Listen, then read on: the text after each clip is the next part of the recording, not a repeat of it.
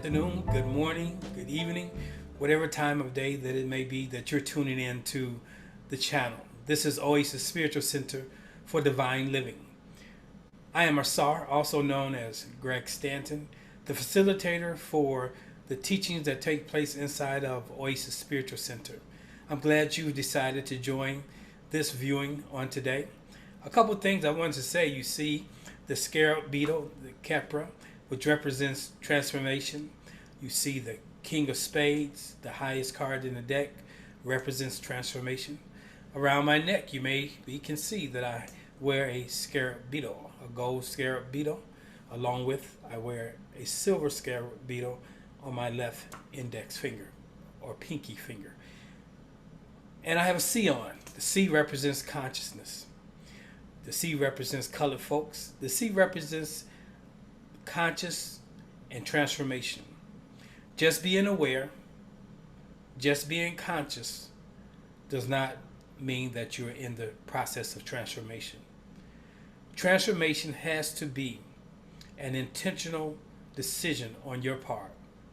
So as you've chosen to come out here today to listen to this particular video, I pray that you find some information, that you find some inspiration. But it's my heart's desire that you take it to application. That is, information may inspire you. And just being inspired don't necessarily bring forth the change for your highest and greatest good. So, as you listen to today's teachings, if you enjoy it, make sure you hit that subscribe button.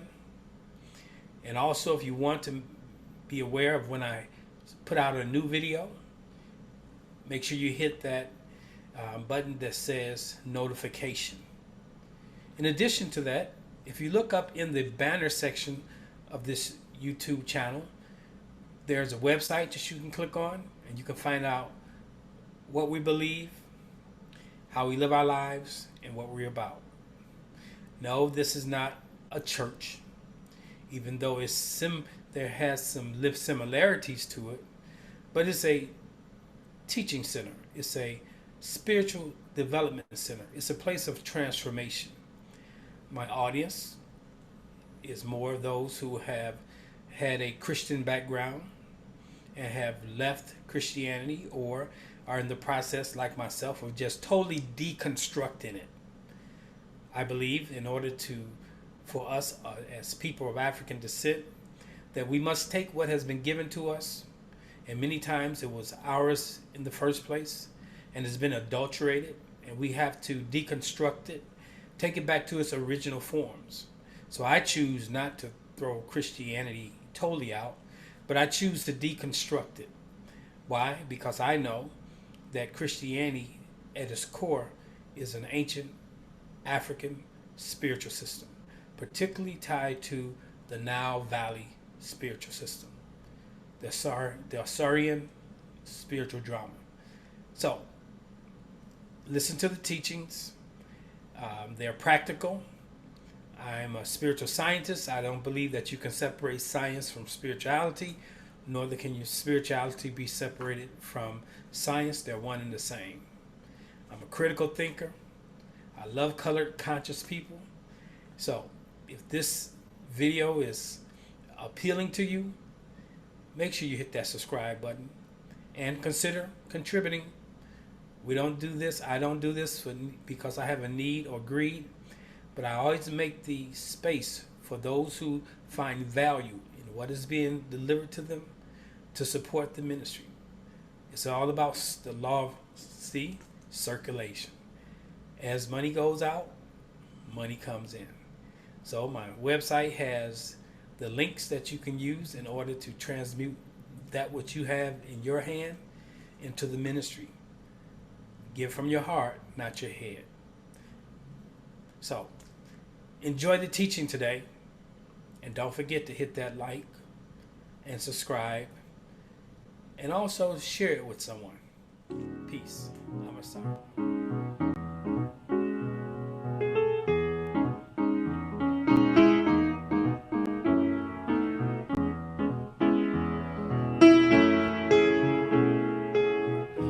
Mother, mother, there's too many of you crying. Brother, brother, brother, there's far too many of you dying. You know we've got to find a way to bring some loving here today. Father, Father, we don't need to escalate. War is not the answer, and only love can conquer hate. You know we've got to find a way to bring some understanding here today. Oh, picket lines and picket signs, don't punish me with brutality. Come on, talk to me so you can see. Oh, what's going on? What's going on? Tell me what's going on. I'll tell you what's going on. Ooh, ooh,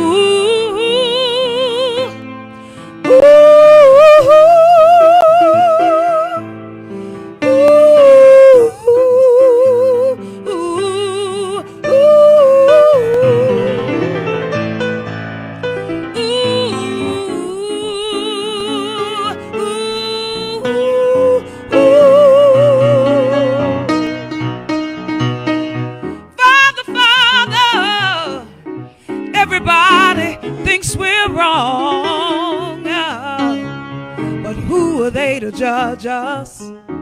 Simply 'cause our hair is long. You know we've got to find a way to bring some loving here today. Oh, picket lines, picket signs, don't punish me with brutality. Come on, talk to me so you can see. Oh, what's going on? Tell me what's going on. What's going on? What's going on? Oh, what's going on? What's going on? What's going on? What's going on?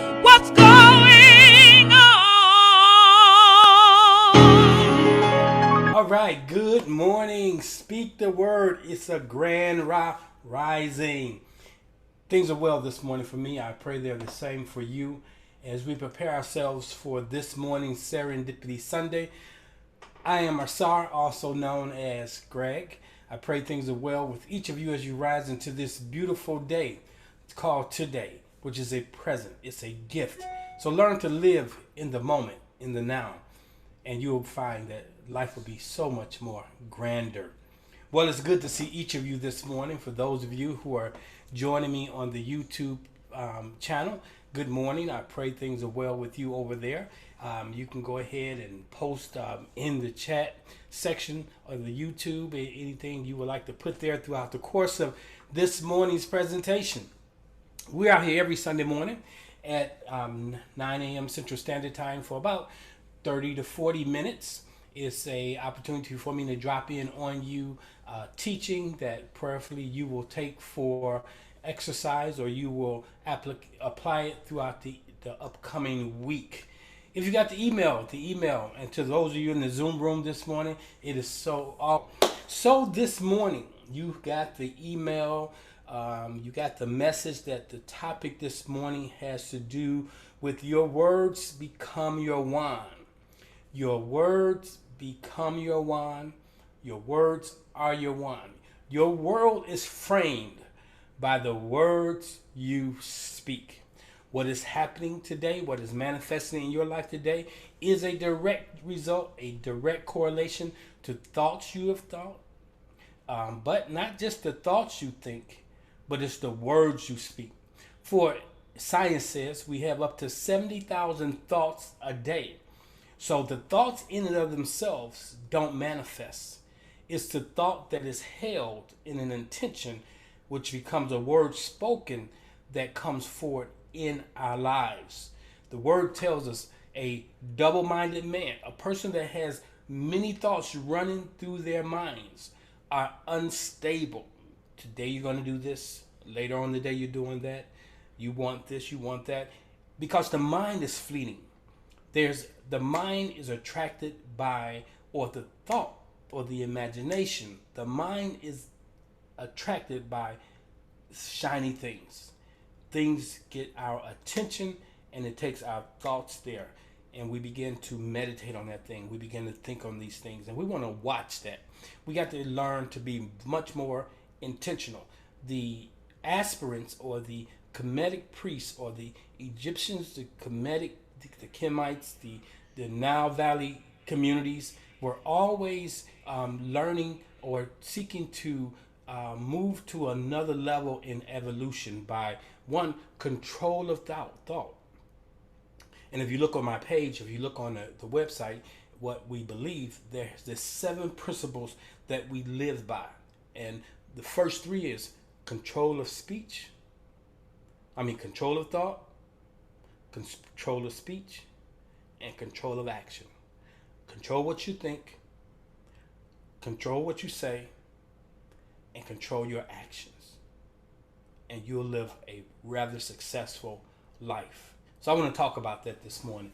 Let me look here, see, it looks like everybody is coming in at 10 or higher, moving to YouTube, phones acting on. All right, good, awesome. When you get on over to YouTube, go ahead and post up, say good morning, Hasefi. All right, good to see you, Cheryl. Good to see all of you. So I want to talk about words of power this morning. If you had the opportunity to see the imagery that I sent out, I had some lips which reflected some black lips representing melanated people on the backdrop of darkness with a word that says Hekau. Hekau is a Kemetic word, and there's a glyph that denotes that. So I don't speak the metaneter. I don't understand the metaneter at the level that I understand the English language, just as well as I don't understand Greek or Hebrew. But for a long time inside of my office as a pastor and as a teacher, I studied the Greek and the Hebrew by way of dictionaries, by way of concordances. And so I do the same with the metaneter, or the words, the words that we find, people call the glyphs. Here's a book that I often use. This is volume 1, and it's entitled An Egyptian Hieroglyphic Dictionary, 2 volumes. I have both volumes, and this was put together by Wallace Budge. And so I looked up the word Hekau, and it gave me the definition. So the definition, I'm going to go over a couple of things with it.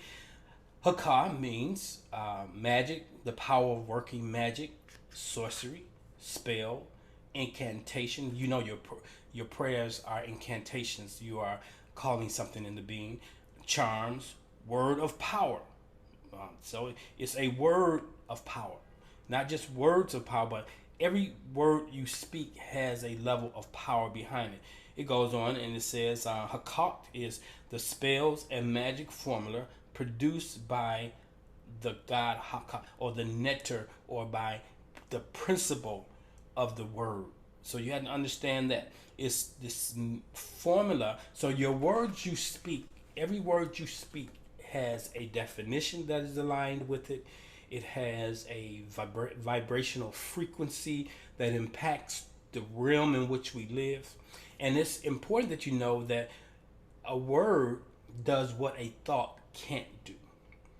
It takes longer for thoughts to manifest than it does for a intentionally spoken word to manifest. And many times we are not aware of that.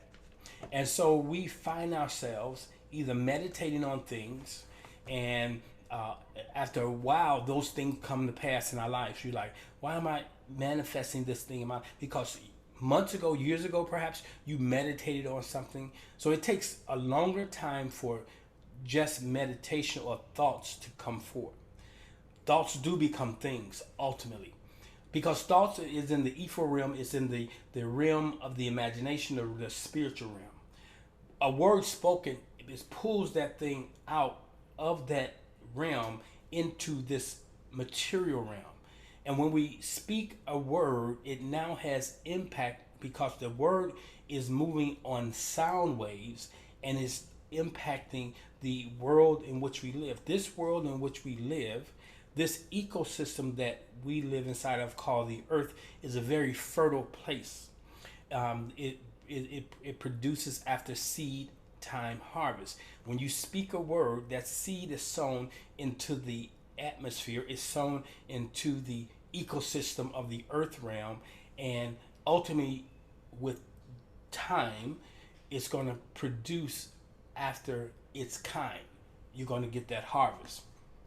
So I wanted to have that conversation with you this morning, because I find that many people are not aware. Most of us don't know the significance and how powerful our words are. Our world is framed by the words we speak. So as I study the scripture, I go back often to the Hebrew, to the Greek, to the Hebrew, but with my understanding that the Greeks and the Hebrews, the Romans, they lifted their religious system right out of Africa and then superimposed their language on it. And I don't think it was done intentionally. I mean, like a lot of people have this idea that the European, that the non-melanated person was intentionally doing the things, but it's so like all human beings to take what they get and to craft it into something that represents them. So I have no issue with another people transliterating our teachings and trying to understand them within their culture. But here's what they have to understand.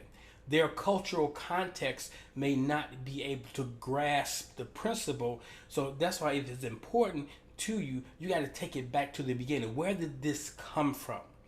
And many times in Christianity, because I walk inside of the Christian religious system, even though I have an expanded approach, I'm not ashamed. I'm not trying to change it. What I'm doing is deconstructing the Christianity that was given to me, not only by the enslaver, but the Christianity was given to Africa before the enslavement, the influence that Christianity had from the Roman cultures in the early 300, before enslavement really took on 300, let's say starting in 300 BC all the way to 600 years up to 300 AD. The influence that the westernized Christianity began to have on the Africans' concept of Christian. So what we call Christianity did not start with the Romans, didn't start with the Greeks. It really started in the Nile Valley under the system that we understand when you become familiar with Ausar, Aset, and Heru. That is the entire true, unadulterated story of Christianity and the theology of Christianity. Just like when you talk about Jesus being the Son of God, Heru is the Son of God, and the God being Ausar. And nobody comes to the Father. Nobody came to Ausar except he came through the Son.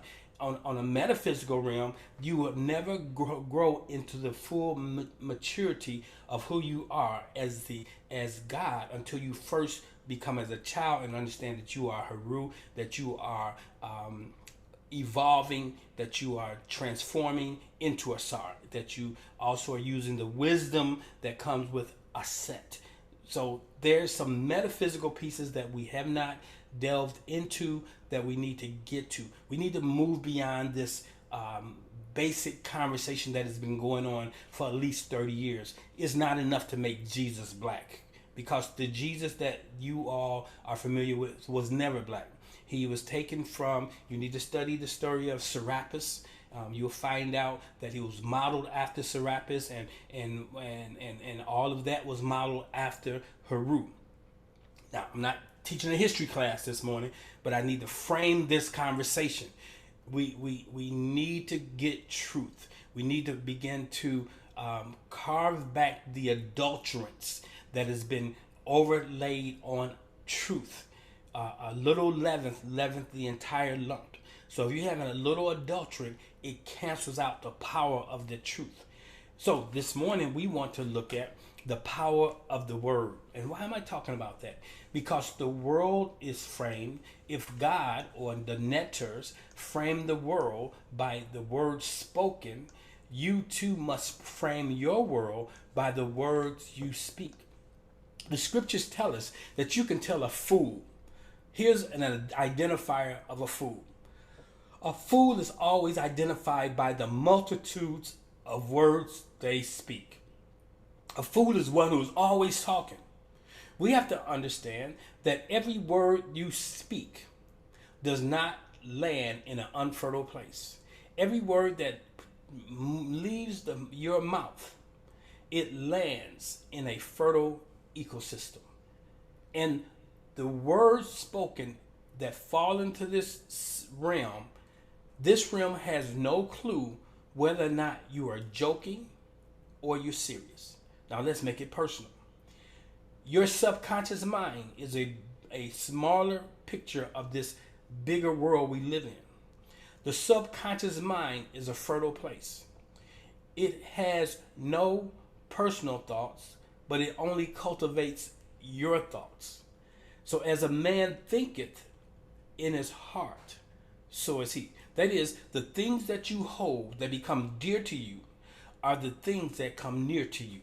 Those are the things, if you hold fear and it begins to be felt in your heart, in your physicalness, fearful situations that will cause the fear to raise up in you will come forth. You create the world in which you live. I know a lot of times we don't want to take that on. We want to operate as a victim, but you got to move from being a victim. You cannot say that you are God and operate as a victor. You cannot say that you are God and have people that can contend with you or even have enemies.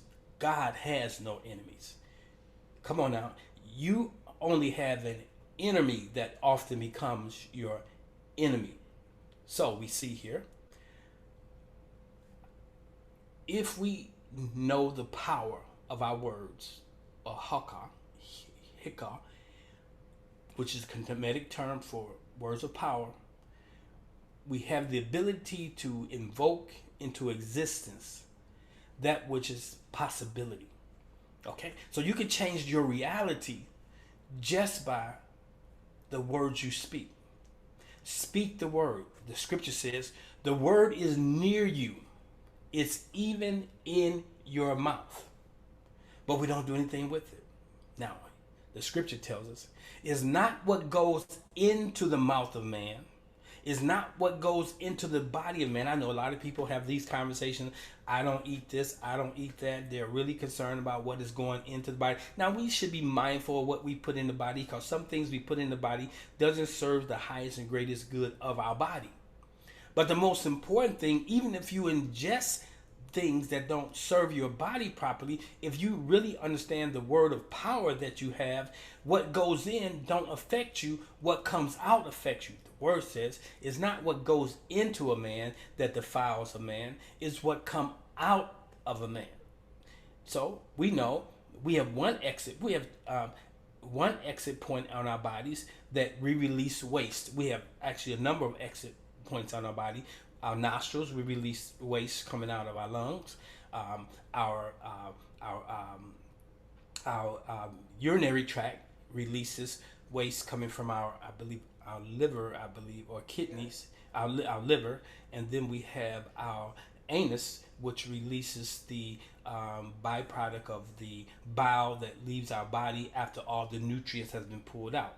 And we don't really want to touch the waste, because then that comes out of us, it defiles us. So we also have to understand that there's another orifice in the front of your face called your mouth, that is the most defiling thing that we have. We defile ourselves by what we say about ourselves. We defile ourselves by the words that we speak that impact ourselves, because when you speak a word, not only does it go out into the ethers, but it goes into your ears and it reinforces let the words of my mouth and the meditation of my heart be acceptable unto you. And the unto you is yourself. You got to make sure that the words that you speak are acceptable to you. They represent your highest and greatest good. And we want to deal with that this morning. So I want to caution you that the word says you can tell a fool by the multitude of words he speaks. So you have to be careful what you're saying. You have to, don't talk so much, because the more you talk, the less you have a filter. Okay? And when you don't have the filter, then everything that comes up comes out. But everything that comes up, everything that you think on, don't necessarily needs to leave the threshold of your lips. Okay? So be careful with that. The scripture that we're really focusing on this morning is Proverbs, in Psalms, where it says, let the words of my mouth. Don't be concerned about what other people say. What other people say about you cannot harm you or hurt you. Can no one cast a spell on you until you receive the spell and rehearse the spell and have the fear of the spell. But I understand that there was a person I engaged once, not when I first came here to St. Louis. Somebody had told me, be careful about this person because they had the power to speak spells over people. I told them they can't speak nothing over me. And I stand on that. Nobody can speak a spell over me. Nobody has power over my person but my person. Now, if I give credence to that person having that level of ability, then it said I believe that they have that ability to do that. But they don't have that. Not for me. Okay? So, the scripture is, let the words of your mouth and the meditation of your heart, two things, the words of your mouth and the meditation of your heart, be acceptable in thy sight. Here, now, we read this in reference to God out there. But I'm saying read it in reference to you. Let the words that you speak and the meditation, the things that you think on, the things that you that move you, be acceptable in your sight. Let them represent your highest and greatest good. If you just thought a thought and it does not represent your highest and greatest good, you need to cancel that thought. Or not even get into canceling, but you need to come right behind that thought with a greater thought. And every time you have a lesser thought, you overcome it with a greater thought. Because some people say you use some denials. A denial would be that you would retract that thing. But what you focus on grows. That's just a natural rule. That is a law of the universe. So let the words of your mouth, this week I want you to practice this, and the meditation, let your words and the thing you imagine be acceptable in your own sight. And he says, let the words of my mouth and the meditation of my heart be acceptable in thy sight. O Lord, okay, and we know that the key to the word Lord is law. So it says, the law is my strength and my redeemer. Knowing this law, the power of my words and the meditations of my thoughts, this is my law that strengthens, and to redeem means it saves me. Stop expecting someone to save you. It's okay to go to a therapist, to go to a psychiatrist, to go to a doctor, but ultimately it's going to come down to you saving yourself. That's important. Let me see, look over here. I got some conversation going on in the YouTube channel. Good morning, Rainbow. She says, wholeness and wellness in expanded awareness. Namaste. Now, that's important. Awareness, here's what we got to be aware of. Awareness, that word awareness is like conscious. It's being kicked around so frequently by low frequency people. What I mean by low frequency people who are not doing the higher work. Awareness, consciousness don't change you. If there's not an application, if it's only information, then there may be a level of inspiration, but there's definitely no transformation. Most individuals that we know are not in the transformation game. They're in the information game. They're in the inspiration game. That's why we run the church every Sunday, every Wednesday, and on Fridays That's why we always chasing gurus. That's why we always on YouTube listening for another word of inspiration or gathering more information. But when do you stop and take it to application? Because until you take it to application, you have no clue whether or not the information that inspired you actually works. I'm a spiritual scientist. What do I mean by that? I don't believe there's a separation between science and spirituality and science. Spirituality is science and science is spirituality applied. So the laws that we talk about, the Hekau, the words of power, they work if you work them. So we know that Proverbs tell us in Proverbs 23:7, for as he thinks in his heart, in his mover, in his being, so is he. So here's what we need to talk about. Your thoughts alone don't create your world. Because in any given day, you got over 70,000 thoughts. But if you pay attention to your thought thread, you'll find that there are some thoughts that you are having more frequently than others.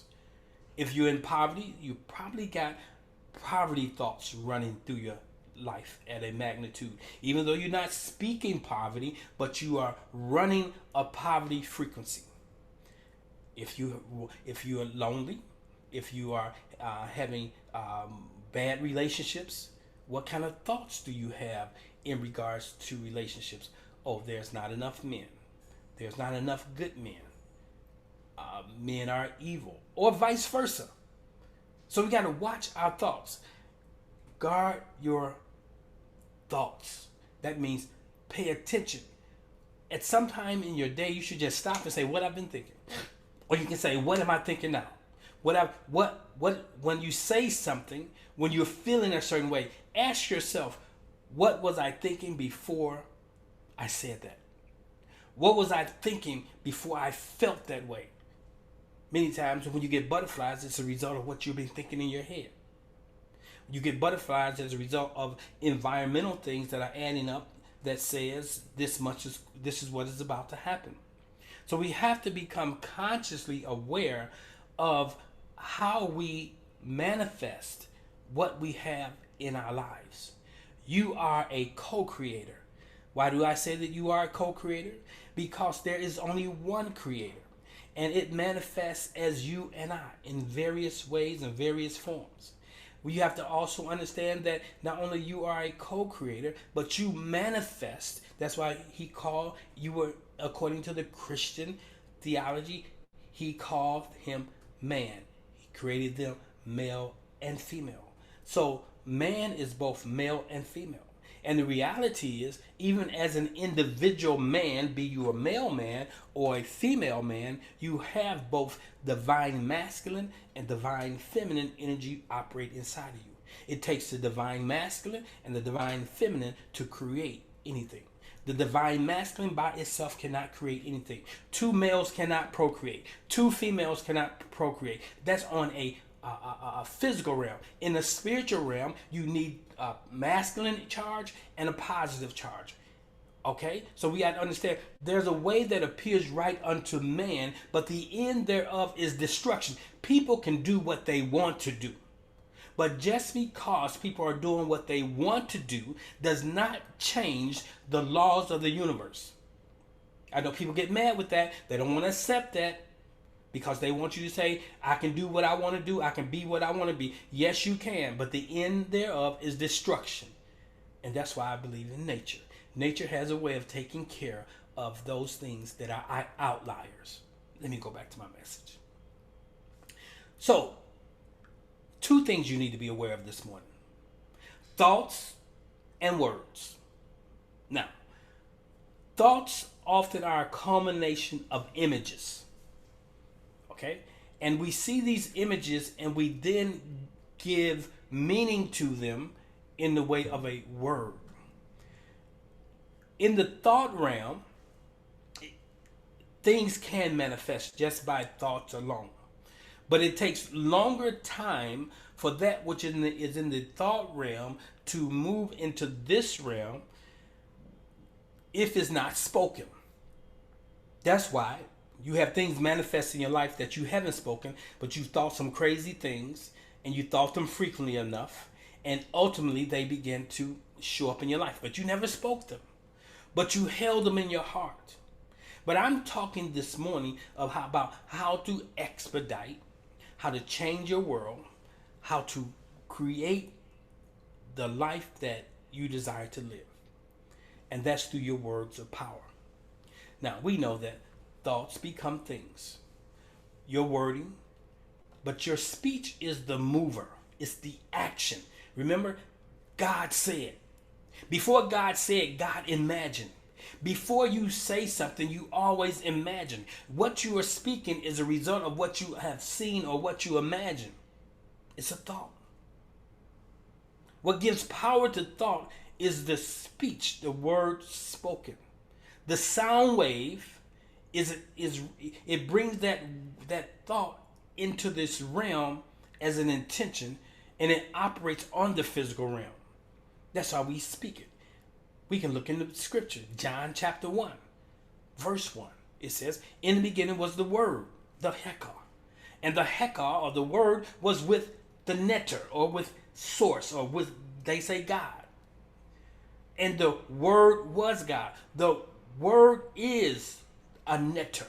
It is a divine principle. It's a word of power. Your words are divine principle. The word you speak is divine, even if it creates in your life chaos. You spoke it. So John 1 says, in the beginning was the Word, and the Word was with God, and the Word was God. The same was in the beginning with God. The Hekau, the Word, has always been. And all things were made by it. And without it was not anything made that was made. That's why I prefer to call God it. Not him, not her. I call it it. It can be anything that it needs to be. All things were made by what?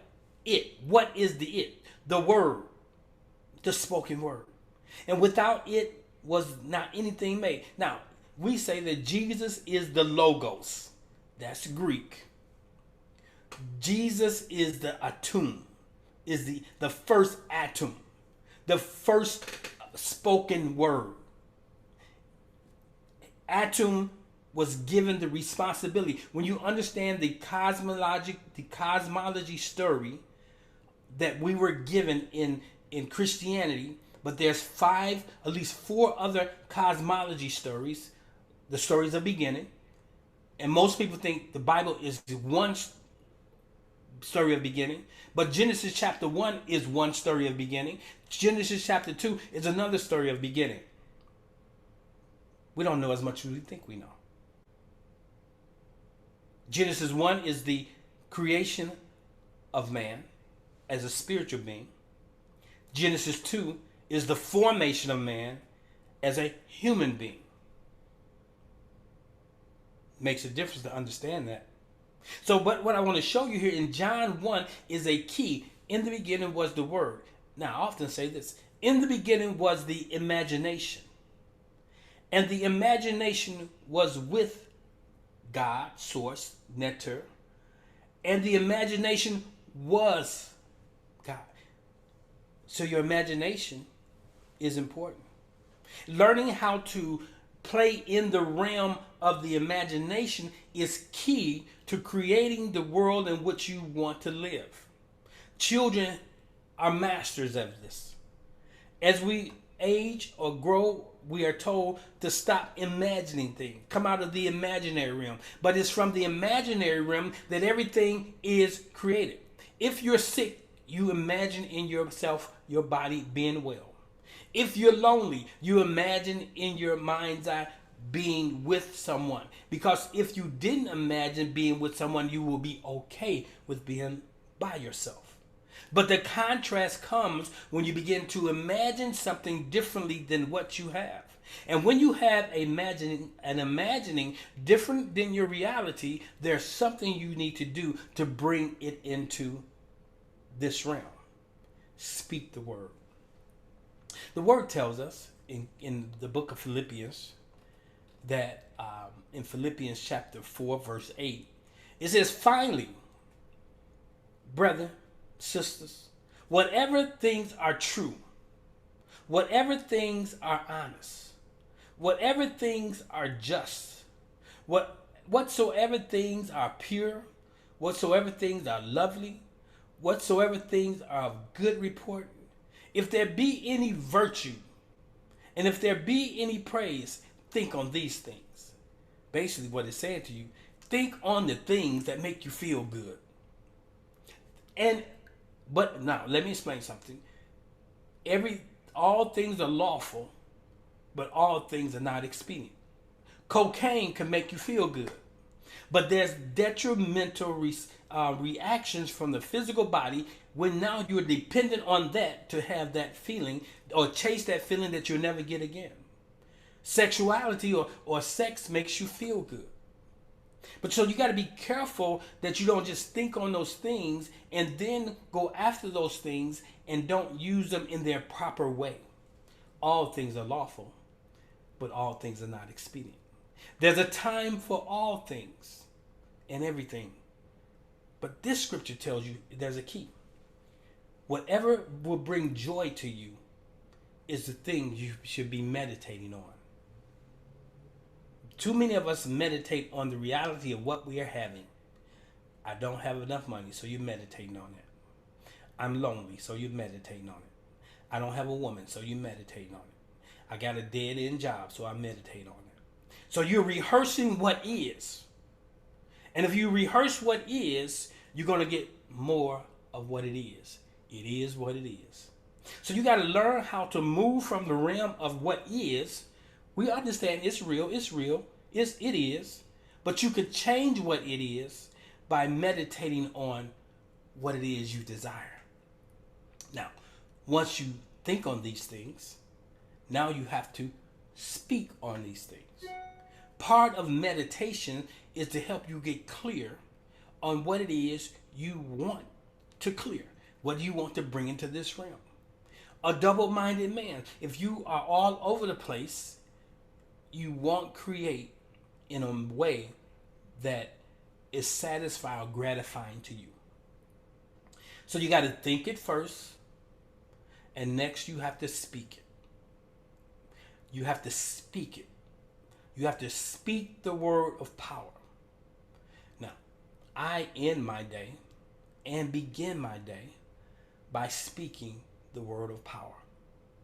Well, I end my day. If I find something that I need to do, want to do, I speak it as I will. Okay? If it's something I desire, I speak it as if it's done. But when I rise, and this is how I create wonderful days, I affirm what I will do, not what I won't do. I don't say I will not be lazy.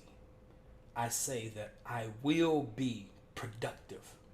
So I will it. So you have the power to will into your life what you want to experience. To my left, I have my will statements. I say, I will be diligent. I will be consistent. I will be persistent. I will be reliable. I will be resilient. I will be trustworthy. I will be calm. I will be brilliant. I will be dependable. I will be honest. I will be open to receive. I will be a giver. I will be kind. I have all these will statements I make, and they make me feel good. They make me feel powerful.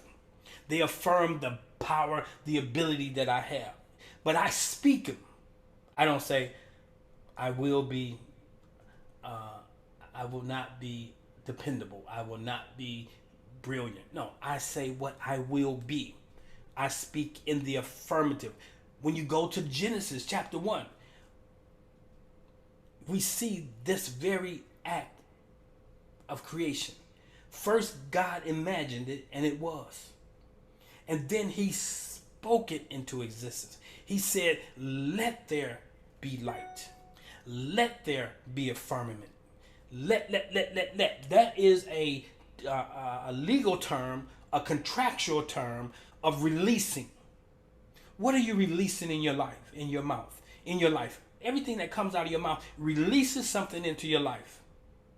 So you have to use your intentional speech. Your I will should be intentional verbal expressions that bring your desires into this physical realm. I will be healthy. I will eat properly. And when you start your day, you pray over your food. I pray that every morsel of food that goes into my body, it in some way, form, shape, or fashion, brings health and life to my body. And if there's anything in this that I eat, that it moves through as waste. That shifts the whole thing. We got to understand that you have the ability to speak over your food, that your food does what it's designed to do for you. That isn't to say that you're going to just eat ice cream all the time. But suppose that's all you had to eat. You could speak over your food that your food does what you expect it to do. We have to stop limiting the power of our words. We have to begin to release the power of the words that we have at our disposal. Speak life over yourself. Speak life into that situation. Decree, the word says you shall decree a thing and it shall be. It's a word of power. Now, I'm just introducing you to this conversation today. There's much, much more that I need to unpack inside of this. My last engagement with the traditional church was, I grew up as a Baptist. I spent some time in holiness. And then I spent the vast majority of my Christian walk has been inside of what we call the word churches. Now, a lot of conscious people don't know anything about the word church. A lot of people just think the Christian church is a Christian church. But the Christian church has factions. Inside of the Christian church, you have Methodists, you have Episcopalians, you have Baptists, you have a Seventh-day Adventists. You got all different types of Christians. So for those of you who are making the ignorant statement, grouping all Christians as the same, please adjust that. Know who you're talking to. It's because I was a Christian who was brought up inside of what was known as the word churches. And when we first in the 70s, when the word churches really took off, because I was called into the ministry in the 80s, so I had cut my teeth inside the word church. A lot of the traditional churches was looking at us like we was crazy. But over the course of time, the fastest growing churches in America are those what are known as word churches. Now, there are some large Baptist churches, there are some large Pentecostal churches, but by sheer numbers, the word churches are oftentimes larger than some of the denominational churches. And why are they large? Because they teach the word, the power of the word, the spoken word. So now we got to take, and the word that they taught was all predicated upon understanding the Greek and the Hebrew. And they were powerful. And I've seen changes in people's lives in my life. But now I'm saying that we take it back one step from whence it came to where it came from. So we go back to the Nile Valley civilizations and we find out what did these words, particularly as Christians, why do a Christian need to go back to the Nile Valley civilization? Because Christianity comes out of the Nile Valley spiritual system known as the Ausar, or the Ausarian society. And if you go back there and begin to understand that, you'll have a better understanding of Christianity that you practice today. So there's some breadcrumbs you can follow back. So today's message has to do with the power of your word. Your world is framed by the words you speak. You're either speaking life or death. There's no in between. What you have in your world today is a direct result of what you've been meditating on and or the words you have been spoken. Now, you can deconstruct the life that you're living and reconstruct it by the power of the word. Stay tuned. Join me throughout this month as I delve deeper into the words of power, the Hekau, how to use them, how to manifest, how to co-create by the spoken word. It says, man should not live by bread alone, but by every word that proceeds out of the mouth of God, out of your mouth, for you are God. God isn't speaking to nobody. You're the God that is speaking to yourself. Think on that thing. Well, I thank you for your time this morning. Before I close, I want to give the opportunity for a little dialogue. I'm going to do that, but before I go into the dialogue, welcome to the Green Room. I wanted to make a couple announcements. If you want to know more about this ministry, if you're on YouTube, you can hit the subscribe, or you can go up into the channel, and then if you click in the channel, it'll take you to our website, oasisspiritualcenter.com, www.oasisspiritualcenter.com. Click that, go there, poke around, see how we get down, see what we is about. Also, while you're there, if this ministry has been a blessing to you and you desire to be a blessing to it, you can go to the giving section and click on the giving. You can find the platform that represents how you want to transmute, how you want to take what you have in your hand and get it into our hands, okay? And we thank you. We don't do this for need. I don't do this for greed. I do it because it prospers me. The word I work prospers me. The law of circulation says that we keep it moving. As it goes out, so does it come in. So that's how you have to begin to look at it. Every dollar you spend, no, you never spend anything. That seems like wasting. Every dollar you intentionally, deliberately assign to someone for a transfer of services or goods comes back to you. So I say, as cash go out, cash comes in. As money goes out, money comes in. Because we live in an abundant universe. And therefore, this morning, if you will tip a waiter who hasn't given you great service, but you want to deliberately give to a man of God who waited on you this morning, you need to think about that. So if you want to give this morning, I'm not telling you what to give, how much to give. Give according to your heart. Give at the same measure, at the same flow that you want to come into your life. If you want money to come into your life in ones, give some ones. If you want to come in fives, give 5, 10, 100. Now, that's the frequency. Money has frequency. It's called currency. So the currency that you give dictates the currency that'll come back to you. That's a whole nother lesson.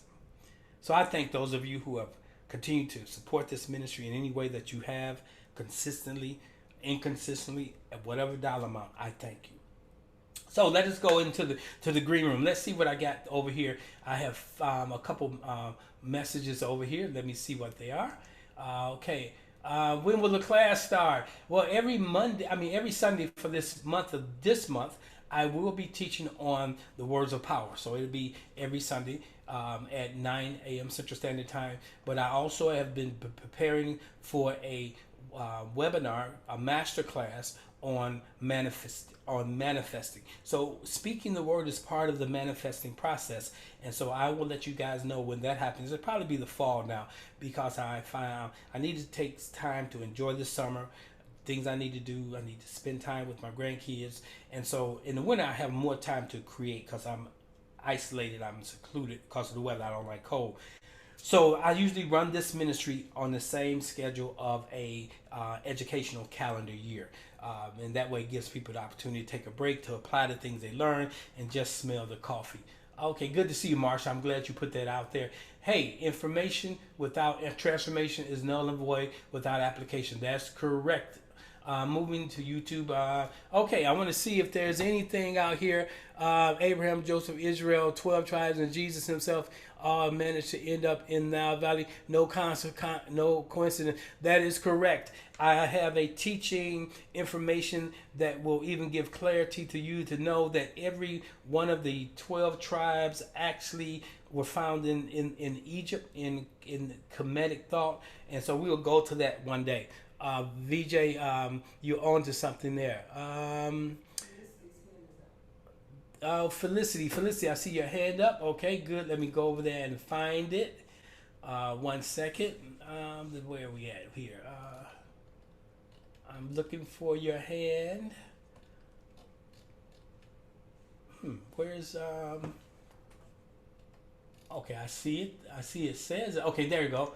All right, Felicity. Good morning. How are you this morning? I'm doing well. I'm excited about this series. So, I spent most of my adult life in a Word of Faith church, and um, it.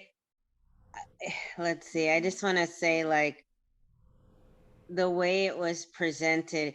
I had such an interesting experience of watching this type of a thing work for other people and really not seeing it work for me, like almost not at all. Mm-hmm.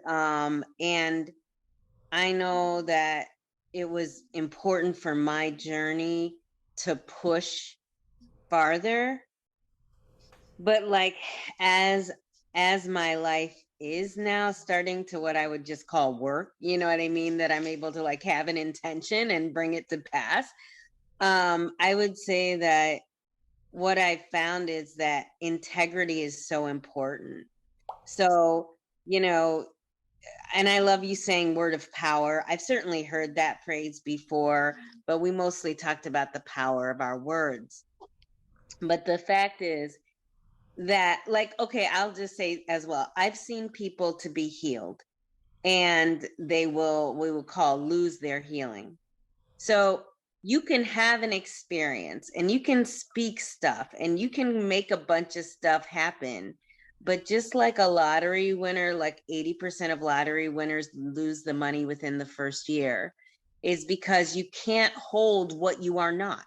Yes. And so you can just you could just make something happen, but you're not going to hold it. And I think that it was important in my journey with God for him not to really allow me to make much happen at all. Right. So that I would more quickly see that's not the point. Do you know what I mean? It's not just about speak, make a bunch of stuff that you think you want happen. It's about become. Because I don't really, it's probably, it's because of my background. Like, I don't really speak very much at all. I don't really care for affirmations. I mean, it's because of my background, right? And so, but the fact of the matter is, I spend a lot of time on my thought life, and my thoughts shape my words. And I'm happy to speak. Like, I'm not ashamed of anything that I believe or that I want. And so I'm naturally always speaking what I want. It's just like a natural thing. But because of my background, I haven't been as intentional on the affirmation side. So I'm excited about what this series will evoke in me. And I'm really thankful for you taking it on. Yeah. And so you said a lot of people have encounters with truth, but can you hold that truth? We are all on a vibrational frequency, and I can raise a person's frequency. If you've been to a good Black Baptist church or Pentecostal church, by the time you leave church, your frequency is up here. But most people can't hold that frequency. And it's the frequency that things enter into your life on, is the frequency that you have to hold that they stay in your life.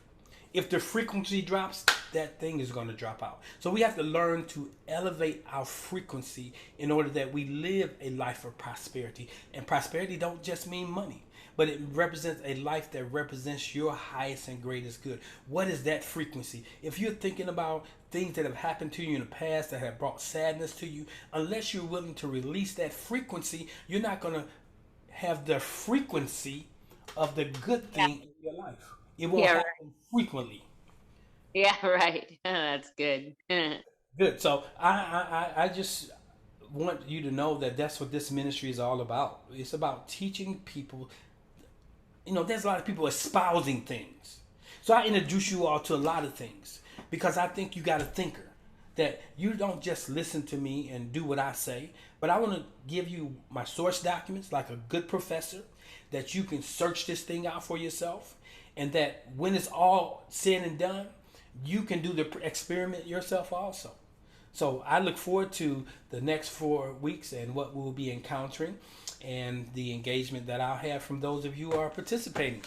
Awesome. Let me see if there's anything else over here in the I think I just saw something about rituals. I thought I saw something about a ritual or rituals in here. Let me go back up and see if I can find that. I can't find it. I thought I saw rituals, but we have to be very careful. A lot of people are espousing to individuals to take on rituals. You have to learn to move intuitively. The God in you will instruct you what should become a ritual. But I say beyond rituals are living real time. Because there may not be a time where you can get the candles out or you can get into a meditative state. But you have to learn to walk this thing out, live it out at the spur of the moment, to be able to speak the word that changes the situation immediately. Not, I got to go burn a candle. Because you have to learn to be in resonance with the fact that you are God. And when you're in resonance with the fact, you resonate on that level and you create as God. We have to make the transition from God out there, over there, down there, everywhere except in here. Once we take on the manifestation as the God that we talk about, we'll be able to be the God that we talk about. Thanks for the tremendous words today. Ausar, this was a great lesson. Thank you for listening, for speaking your words. This is good, said Marsha. Can't hold what is not. Can't hold the frequency that you're not. Well, that's all I have this morning. You guys have a wonderful day. I will clean this up and get it together and put it out on the YouTube channel, so that way you can grab it to re-listen to it at your convenience. Have a wonderful day, and I'm going to close with the song we started with, The Law of Confession by Donald Lawrence.